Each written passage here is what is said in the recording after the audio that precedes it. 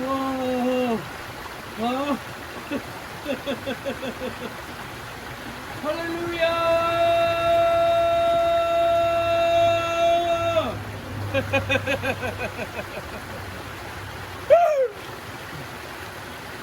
Now,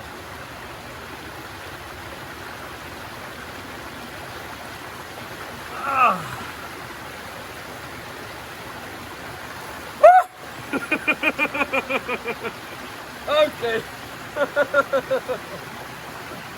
Oh. Oh.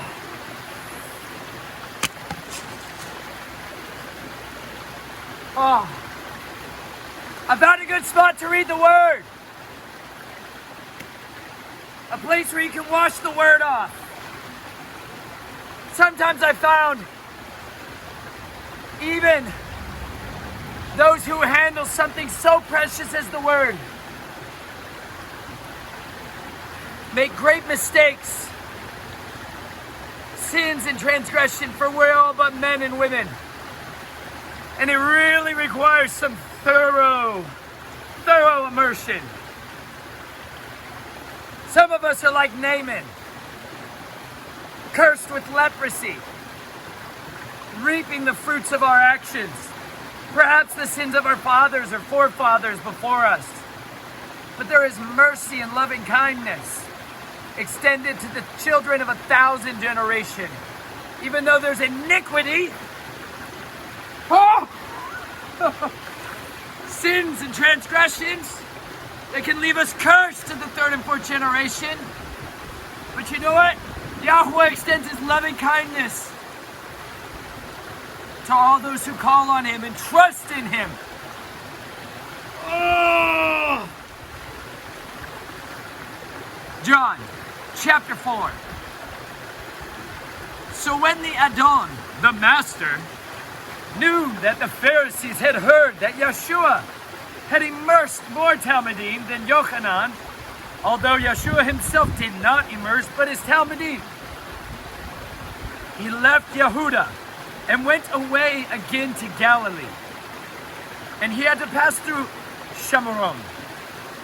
So he came to a city of Shamaron called Shechem, near the piece of land Yaakov gave to his son Yosef. And Yaakov's fountain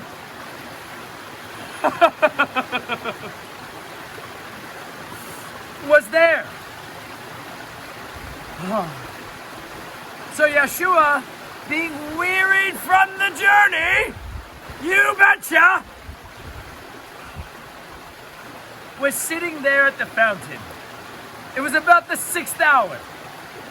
A woman of Shamaron came to draw water.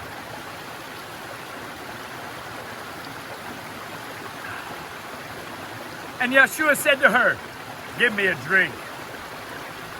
For his Talmudim had gone off into the city to buy food. The woman of Shamaron therefore said to him, "How is it you, being a Yahudi, ask for a drink from me, a Shamaron woman? For Yahudim do not associate with Shamarites." Yeshua answered and said to her, "If you knew the gift of Elohim, and who it is who says to you, 'Give me to drink,' you would have asked him, and he would have given you living water." And the woman said to him, "Adonai, you have no vessel, and the well is deep. From where then do you have living water? Are you greater than our father Yaakov, who gave us this well and drank from it, himself and his sons and his stock?" Yeshua answered and said to her, "Everyone drinking of this water shall thirst again. But whoever drinks of the water I give him shall certainly never thirst. And the water that I give him shall become in him a fountain of water springing up to everlasting life."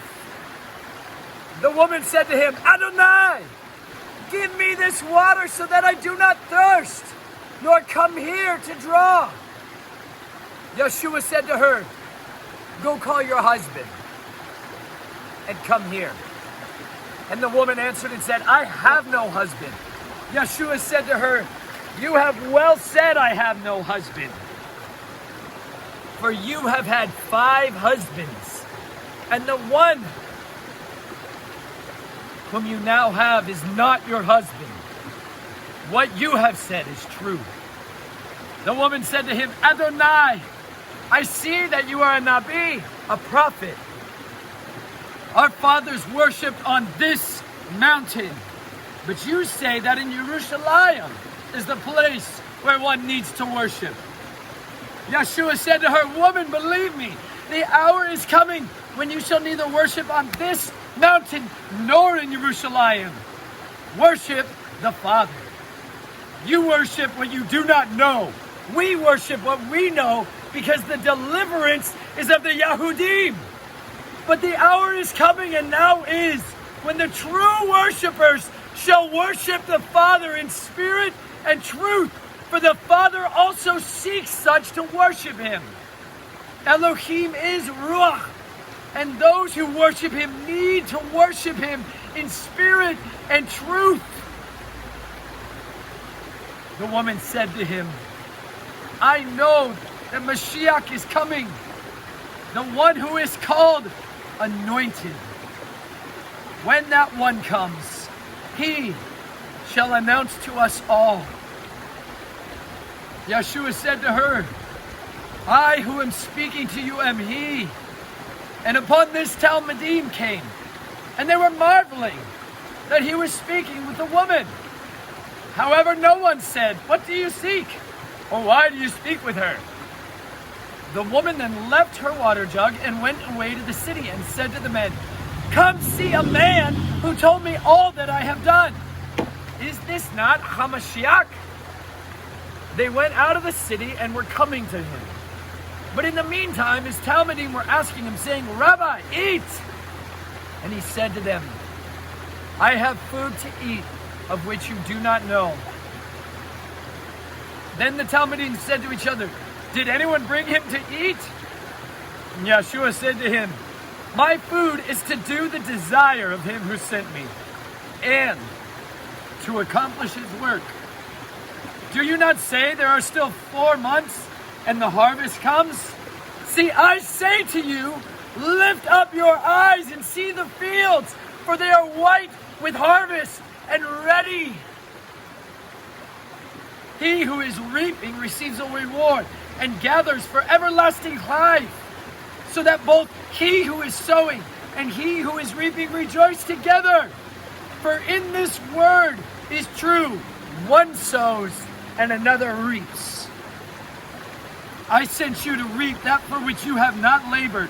Others have labored, and you have entered into their labors." And many of the Shamanarites of that city believed in him because of the word of the woman who witnessed, "He told me all that I have done." Therefore, when the Shamanarites came to him, they were asking him to stay with them. And he stayed there 2 days. And many more believed because of his word. And they said to the woman, "We no longer believe because of what you said, for we ourselves have heard, and we know that this is truly Hamashiach, the Savior of the world." And after 2 days, he left there and went to Galilee. For Yeshua himself witnessed that a Nabi is without appreciation in his own country. Therefore, when he came to Galilee, the Galileans received him, having seen all that he had done in Jerusalem at the festival, for they had also went to the festival. Then Yeshua came again to Cana of Galilee, where he had made the water wine. And there was a certain nobleman whose son was sick at Capernaum. When he heard that Yeshua had come from Yehuda into Galilee, he went to him and was asking him to come down and heal his son, for he was about to die. Yeshua then said, "If you do not see signs and wonders, you do not believe at all." The nobleman said to him, "Adonai, come down before my child dies." Yeshua said to him, "Go, your son lives." And the man believed the word that Yeshua spoke and went to him. And while he was going down, his servants met him and reported, saying, "Your son lives." He then asked them from the hour in which he became better. And they said to him, "Yesterday at the 7th hour, the inflammation left him." Then the father knew that it was the same hour in which Yeshua had said to him, "Your son lives." And he himself believed in all his household. Again, this was the second sign Yeshua did when he had come from Yehuda into Galilee.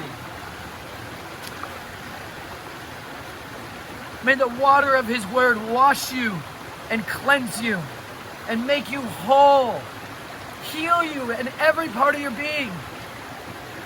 Come to the waters of life. I have found them in an area in a part of the country that I'd spent years of my life avoiding. I heard so many people were gathering to the Ozarks, were being called to the Ozarks. And in my flesh, I didn't want to go where other people were, where they were being called. Because I had discovered an area in the Appalachian Mountains that I thought was like the promised land, where food was growing everywhere, where there was water in endless quantities. I come from the deserts of the Southwest, where the tiniest little stream of water is life, to an area that was so green and so lush that I was just drunk on it. But I have found a place here since Passover, and the Father called us up here, and I cannot get enough. There is bountiful water. There are caves and caverns and mountains filled with the people of righteousness. When I was over there in the Appalachian Mountains, there was like a spiritual oppression that drove with us, that contended with us, that oppressed us.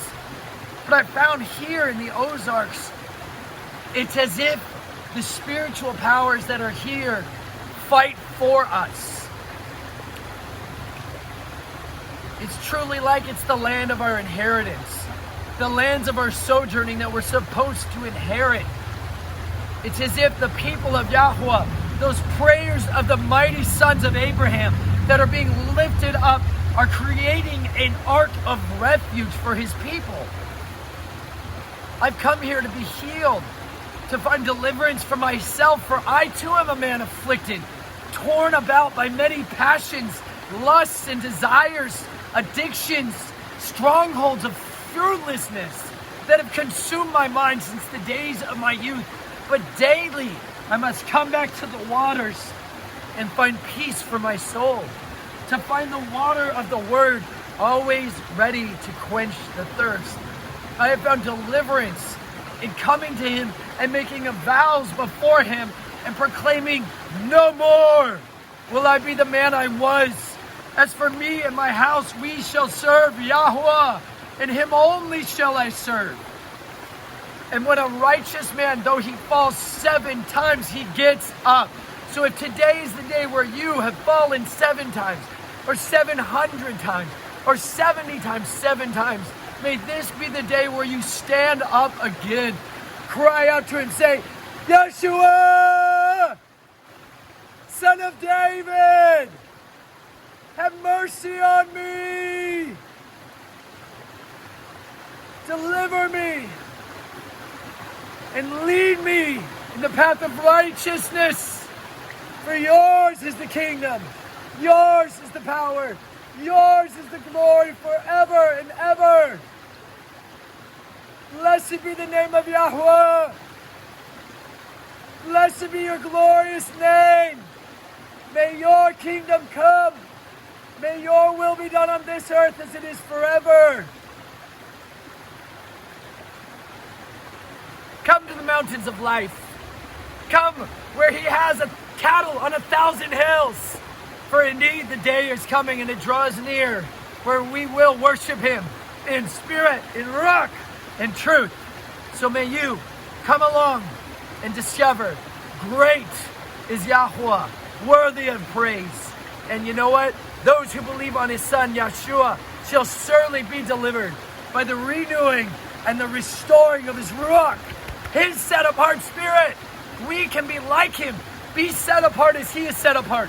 Be willing to suffer the scourge of men for the sake of truth. Flee those sins which so easily entangle you. Let his word cut it off from you so that you can be like those mighty men and women, those Giberim, who were willing to forsake the fleeting pleasures of sin to suffer with the people of righteousness like Moses. That you would be like Rahab, who turned the messengers of the king away and sheltered and sent the Israelite spies out in confidence and faith because she had heard the witness of Yahweh Elohim Sebaot, the master of legions, whose words spoke. And he made the mountains move. He formed the waters above us, below us. And with them, when he opens his mouth, it is as a river of living water that comes out of his throne. This is connected to the throne of Yahweh Elohim Sebaot. These waters have come from him to authorize life wherever they go. May you drink of his living water, and may he never, ever leave you or forsake you. For surely he will always be there. Call upon him, and he will save you. I love you all so much. May you be relentlessly dedicated to him above all else, in spite of all else. And he will surely give you no longer a spirit of fear, but a power, dynamite power, love, and a sound mind. May he restore to you the song of salvation. May he fill you with the hunger for his word that you may know him more. May he deliver you from the paw of the lion and the snare of the fowler and on noisome pestilence. You shall not fear the terror of the night, nor the arrow that flies by day, nor the pestilence that walks in darkness, nor the destruction that walks at noonday. Because with one stone in your hand, the words of his testimony, he can conquer nations with you, and he can give you peace forever. I love you. I'll talk to you soon.